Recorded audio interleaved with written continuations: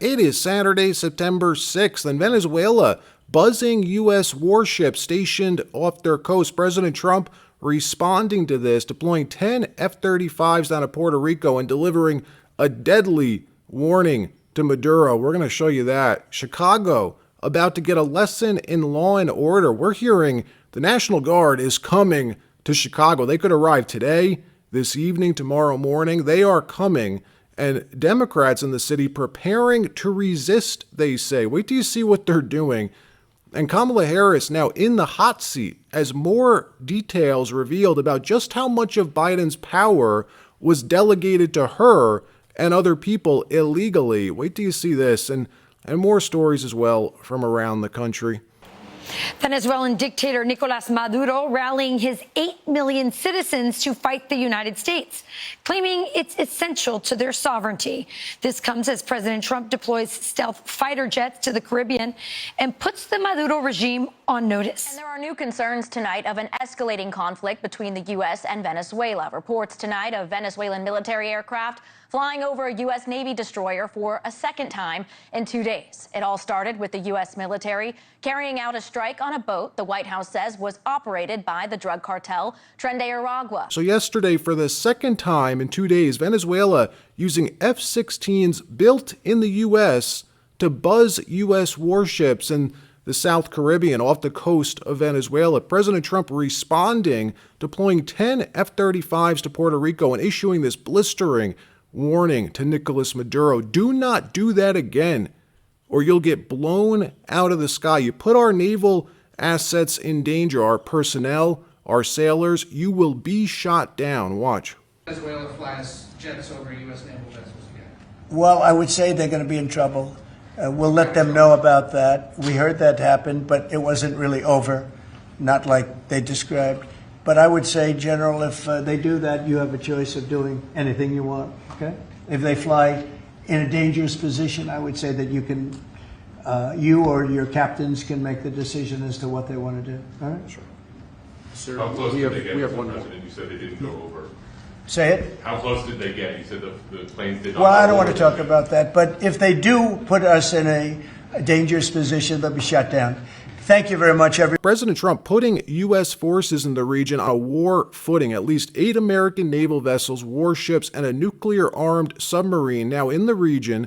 Trump telling the chairman of the Joint Chiefs, General Raisin Kane, I love that name, telling him in front of reporters and the cameras yesterday that he authorizes him to do anything he wants should the situation escalate. Maduro continuing this morning to accuse the U.S. of carrying out regime change efforts to overthrow his government, something Trump denies. Yesterday, President Trump was asked about this. He said, we're not even thinking about that.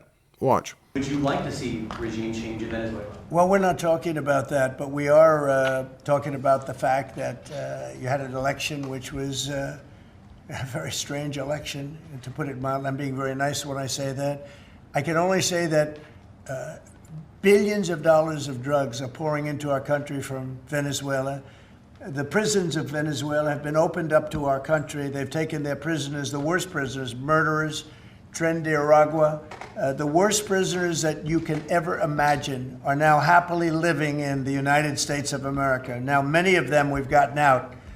It's not easy to get them out because of the liberal system that we're working with in many cases, not in all cases. But millions and millions of dollars and billions of dollars of drugs are pouring out of Venezuela and other countries.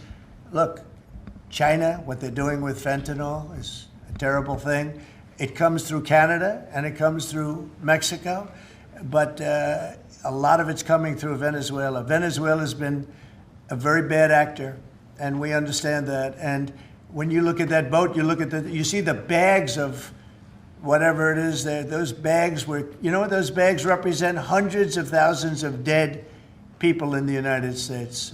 That's what they represent. Yeah, please. So if it's not regime change, then why the sudden escalation with Venezuela? Why start this drug war with Venezuela first? A country that's an adversary, yes, but clearly not a narco state. It's common knowledge the cartels are primarily based in Colombia and Mexico. So why start this drug war with Venezuela? One thing that people are theorizing, again, this is a theory, is that it could have to do with Trump's deportation policy. The courts, they've stalled out on mass deportations. There's over 100,000 Venezuelans who were granted TPS protection under Joe Biden, something Trump terminated, but the courts are blocking their deportations. In the event of a military conflict with Venezuela, though, that could allow Trump to skirt the court ruling, permitting him legally to use emergency powers to remove these people back to their country of origin. Again, just a theory. Meanwhile, over in Chicago, Governor Pritzker preparing for a showdown coming with Trump's National Guard deployment. We're hearing the National Guard could be deployed to Chicago soon, like within the next 24 hours, all to stop the epidemic of gang shootings and violent crime. The Democrat governor and mayor deciding to do what in the last 24 hours? Build a wall. Not to stop the criminals or the illegals, but to stop Donald Trump. You can't make this up. Watch. Chicago's building a wall. Actually, lots of little walls. Pritzker's putting up fences around courthouses and City Hall. Why? To stop Trump from sending the Guard and ICE in. Pritzker didn't want a wall to protect the country, or to protect the country from illegals. He's putting up a wall to protect the illegals and criminals from Trump. ICE is expected to launch a major operation in just a matter of hours, and the National Guard could be sent in at any second. The city wants to help, but a handful of people are ready for battle. You'd think these politicians would learn their lesson. Take a cue from D.C. Mayor Muriel Bowser, who chose to work with President Trump on stopping crime in her city. And now look, they were 100% successful doing that. D.C. in a matter of 4 weeks is one of the safest cities in the country. And the mayor there, a Democrat mayor, more popular than ever. She now has the highest polling she's ever had since her election. The juxtaposition between her, Muriel Bowser, and Chicago's mayor, Brandon Johnson, like night and day. Brandon Johnson, probably the worst mayor in the country, one of the worst, worse than even LA's mayor, Karen Bass. This was him yesterday, egging on the protesters in Chicago to stop and interfere with ICE operations. He shouldn't be doing that. Watch. Are you prepared to defend this land that was built by slaves, a land that was built by indigenous people, a land that is built by workers? Are you prepared to defend this land? The people united will always prevail. I need you all to stand firm, to stand strong. If this president... Let me know what you think about this. Wouldn't they be better off just graciously accepting Trump's help? Let Trump into the city. Let him help stop the crime. And then once it's under control, then make a stink about it. Yell about them overstaying their welcome. Say, we have it from here. Now get out of our city. I feel like that'd be a much better strategy, wouldn't it? I think so. If Pritzker was only concerned about the crime problem, I think that's what he'd do, but he's not. In a recent interview, he let slip what he's really concerned about. Watch this. It's a pretense. We know what it's about, and it has nothing to do with fighting crime. And it has, honestly, sending National Guard in has nothing to do with immigration either. What it has to do with is he's trying to set the stage for interference in the elections in 2026 and in 2028. I know you've made that point before, and that made my ears perk up, and it should be alarming to anyone. What does that look like? Because it sounds like you're saying there's going to be military in the streets that are going to prevent people from participating in the elections. Is that it, or it's something else? It could be that. It also could be claiming that there's something wrong with the election results or the counting of ballots, so they're going to take control of the ballot box. So let me get this straight. Pritzker's afraid Trump will stop voter fraud in his city. Isn't that a good thing? Making it harder to cheat? You'd think so, right?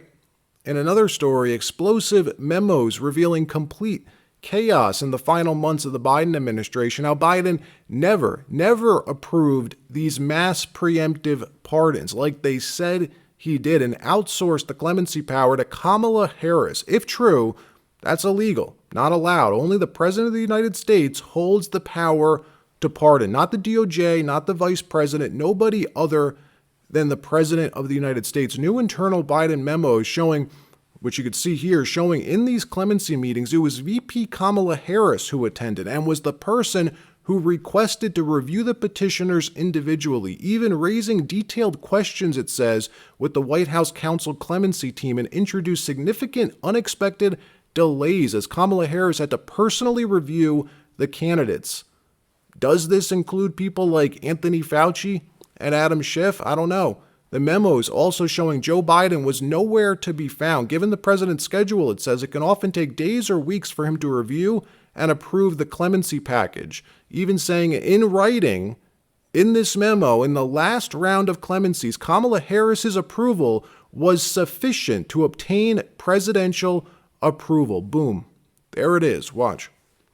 With respect to what those memos stated, that totally contradicts earlier testimony that we've received in some of these depositions and transcribed interviews by Biden's inner circle. So their story doesn't add up. What the memos and emails that John Solomon just reported on your show, what they said versus what some of these people are coming in and saying under oath to us, totally different story. Remember, a big percentage of them pled the Fifth Amendment to avoid self-incrimination. But we've gotten enough, Sean, to know that these stories aren't adding up. But one thing that is consistent with all the memos and with all the emails that we're receiving from the National Archives, as well as the testimony from the Biden inner circle, is the fact that no one in the White House saw Joe Biden very often, especially during the last 6 months of his presidency. These people in the Biden White House covered for Joe Biden's cognitive decline. And I think with what we're seeing coming out with the emails and memos from the Merrick Garland Department of Justice that Solomon reported, I think that these pardons and executive orders, especially in the last few months of the Biden presidency, I think they're in legal jeopardy.